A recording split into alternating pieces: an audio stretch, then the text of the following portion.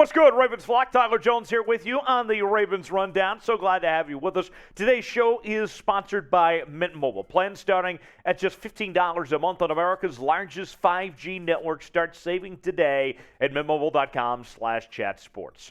Today's show, we are going to look at a couple trade rumors involving your Baltimore Ravens. Should they make a move for DJ Moore or potentially trade away Nick Boyle? We'll talk about all that and more in just one moment. Before we do that, though, I have a challenge for you here on today's show. So the personal record for most comments on a Ravens Rundown video is around 78. And I got a feeling that we could break that record today. So whoever leaves the most comments on today's video, and if you break the record, assuming that you do, you are going to get a shout-out in the show this week. I feel generous. So go ahead. See if you can break the record, and we'll shout you out in the show later this week. We begin today discussing DJ Moore, and the Carolina Panthers are just a hot mess right now. Everybody knows that. With them firing head coach Matt Rule this week, Baker Mayfield has not played well, a lot of problems going on, and so now the Panthers could be sellers with this trade deadline approaching with less than a month away, and their young star receiver could be somebody they'd be looking to move on from and try to get the rebuild going for this franchise. And according to CBS Sports' Cody Benjamin, he's named the Baltimore Ravens as the number one potential landing spot for DJ Moore. Here's what Benjamin had to say. Lamar Jackson can save games with his legs, but it's about time Baltimore invests in a true number one receiver, at least since granting Marquise Brown's offseason wish to head elsewhere. Both Devin, Duvernay, and Rashod Bateman have flashed this year, but Moore would give Jackson a fully realized version of his current targets, not only now, but for years to come.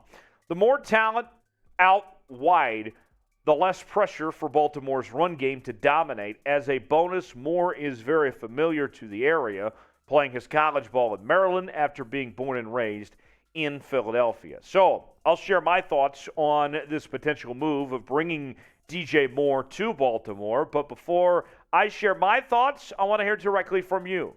Chime in the comment section for me. Should the Ravens trade for DJ Moore? Here's your chance to be the GM here on the Ravens Rundown. If you think they do, then type T for trade. If not, type P for pass. Let us know in the comment section. You might get an ad break. If so, take advantage of it. While the ads play, get your votes in. Type T for trade, type P for pass. Now, I don't quite agree with the assessment the Ravens don't have a number one receiver. I've been impressed with Rashod Bateman this year. But I will say, if the Ravens are going to make a push of some sorts this year, they need help beyond just Rashod Bateman. Trading for DJ Moore, quite frankly, makes sense. You look at this depth chart for the Ravens right now. They're very dependent on their tight ends, obviously with Mark Andrews and company. But they need more guys. Look, Rashod Bateman, I think, has been good. We've seen flashes from Devin Duvernay. But beyond that, that receiving core has left a lot to be desired at this point in time. If you add him with Bateman together, that could be a very dynamic duo in that receiving core. And if you go back to just a few months ago, DJ Moore signed a new 3-year, $62 million contract, basically, back in March that keeps him in Carolina through 2025. So if Carolina were to trade him to Baltimore, then you have DJ Moore locked up for a couple years. He was an all-rookie team member back in 2018. His career statistics are really solid as well, with 318 catches, 4,500 yards, 15 touchdowns, 14 yards a reception, and he hasn't had the opportunity to play with an elite quarterback yet. And you pair him up with Lamar Jackson, watch out. We could see DJ Moore really take that next step. Because here's the deal. DJ Moore is one of the most underrated players in the league. He has been so productive to start his career and has gone through a number of quarterbacks and not very good quarterbacks, let's put it that way.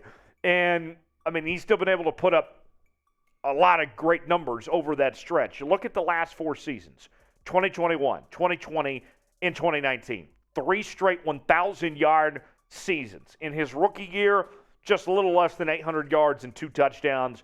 the guy's been really good. He has been consistent. He's been one of the few bright spots for this Carolina Panthers team over the last few years. And to start off this year, it hasn't been great for him necessarily. I mean, he's shown some flashes here and there with, a little less than 60 receiving yards against San Francisco, had 6 catches against Arizona, had 3 catches against the New York Giants, but things are just not going great for that organization right now. You get him to a playoff contender, this could be the push that DJ Moore needs, essentially, for him to take that next step to go over the top, put him on this Baltimore offense that is already explosive and could use another piece. To me, this seems like a good marriage between the two parties involved here personally, as far as I'm concerned. Today's show is presented by Mint Mobile, and Mint Mobile is offering plans on America's largest 5G network starting at $15 a month. And whether you're looking for unlimited talk or unlimited texting, it's all available with Mint Mobile. And here's another part about this as well with Mint Mobile. I think everyone's been in a situation where you're just trying to find cell phone coverage. You're trying to turn on airplane mode and, just give me anything, right? Well, with Mint Mobile, you can switch seamlessly between 5G and 4G. It's not going to matter which one is better. Mint Mobile is going to adjust your phone accordingly, and you can use your data however you would like. Even if you can't find your local coffee shop, whatever it may be, Mint Mobile is going to make sure that you're free to go with that mobile hotspot. MintMobile.com/chatsports. Start saving today. Tell them that Tyler Jones sent you. You'll be glad you did. MintMobile.com/chatsports.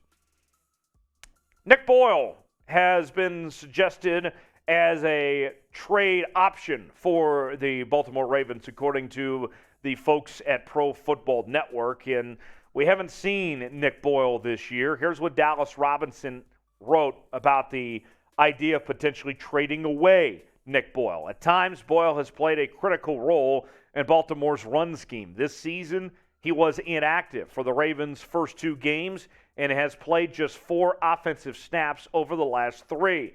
Boyle, 29, has been in the tight end pecking order by he's got passed up by 4th-round rookie Isaiah Likely and trade acquisition Josh Oliver. And that's where the depth chart shows things right now. Remember, Charlie Kolar is expected to come back here pretty soon, and that's where things stand right now. Boyle finds himself at the bottom of the depth chart with another tight end that the Ravens are pretty excited about, and Charlie Kolar on the way. Isaiah Likely looked really good in the preseason. We've seen some flashes from Oliver in the past, and we already know about Mark Andrews, one of the top 3 tight ends in the game here. So, look, I'll say this much. Nick Boyle has been a guy that has been beneficial to the Ravens at times, but I think his time has come and gone, quite personally.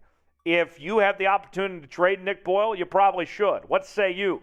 Would you trade Nick Boyle if you were the Ravens management?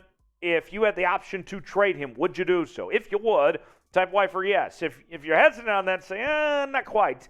Type in for no. Let me know in the comments section what you would do with Nick Boyle. And if he's traded, or if the Ravens trade for DJ Moore or any other player, we're going to cover it here on the Ravens Rundown. All in one place right here on the channel. The latest happenings with your favorite team. The latest Ravens news, rumors, trades, free agency, and more. Post-game recaps. I mean, I even stayed up late with you on Sunday night in my own apartment trying to give you a game recap just because we're built different around here. It's nonstop Ravens coverage all day, every day here on the Ravens Rundown. Subscribe now, youtube.com/RavensTV. Turn on notifications so you never miss a moment. So here's the deal with Boyle. I would say this much. Good luck on trying to trade Nick Boyle at this juncture. Okay? Nick Boyle has been a guy that has been important for the Ravens in the past. But with the fact that we haven't seen him that much, and the way that he's gotten passed up on the depth chart, and with the injury history, I mean, here's a guy, folks, that has just 15 catches since 2020. Granted, he's not a receiving tight end. He is primarily a blocking tight end. But still, I mean, the fact that they just have not gotten him involved, that he hasn't been that productive over the last several years, tells me that the trade market for Nick Boyle is not going to be very high. If you can trade him and get something, and knowing that Charlie Kolar is going to be coming back, I think you would take anything at this point. I would be glad to trade Nick Boyle. I mean, you go back to 2020, and Adam Schefter described him as maybe the best blocking tight end in the league. He was huge for the run game development for Lamar Jackson early on in his career, but those days are long gone, folks. I mean, nothing personal with Nick Boyle. I mean, he was important for this team for a period in time, but that time's over now. I would move on from Nick Boyle. If you can get something for him, that'd be great, but we'll see. If they make a trade, we'll let you know here on the Ravens Rundown. Before we go, name a player the Ravens should trade for. We talked about DJ Moore. As the trade deadline approaches, who are some names that come to mind that you think the Ravens should make a move? Let me know in the comments section, and we will see if they do make a move. If they do make a move, you'll be the first to know here in the comments section here on the Ravens Rundown. And as always, you can follow me on social media. I'm on Twitter, Instagram, Facebook, everything in between, at Tyler Jones Live, talking about your Baltimore Ravens each and every day on social media and right here on this channel as well. It's all in one place. Love hearing from Ravens fans all the time. You guys are exciting to deal with. I mean, when I was live tweeting during that game the other night and just seeing how enthusiastic you were of just those final seconds. I mean, the confidence in Justin Tucker making that kick. Everybody knew what was going to happen. That was great. So looking forward to talking to you guys next time here on the Ravens Rundown. We'll see you then.